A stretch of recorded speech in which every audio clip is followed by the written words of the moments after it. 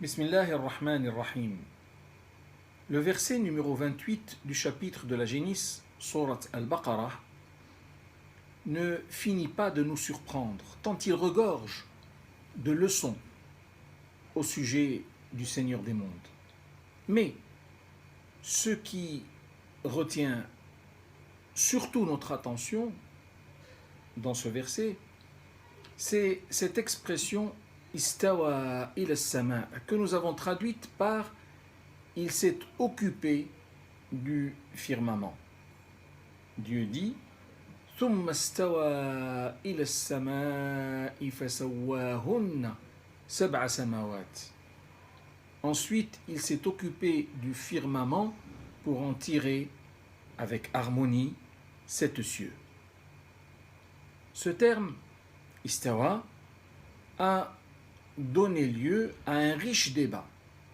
Mais ce qu'il faut savoir à ce sujet est que Allah subhanahu wa ta'ala ne répond ni à la notion du temps, ni à celle de l'espace, car tout simplement c'est lui qui a créé et le temps et l'espace.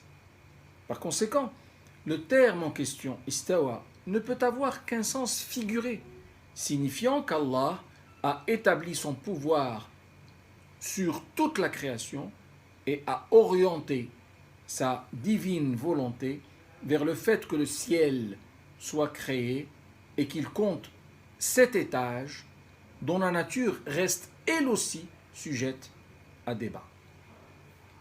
Ce terme istawa ne fait donc allusion à aucune posture palpable de la part du Tout-Puissant. Il faut juste comprendre qu'il supporte littéralement le sens de direction et de rectitude. Et dans ce cas-là, on va dire qu'il est employé pour symboliser la prépotence du Seigneur et sa volonté d'édification dans un cadre souverain qui ne saurait être remis en question et bien sûr en parfaite connaissance de cause. Que le Seigneur en soit loué et fasse que nous soyons tous bien agréés. Amen.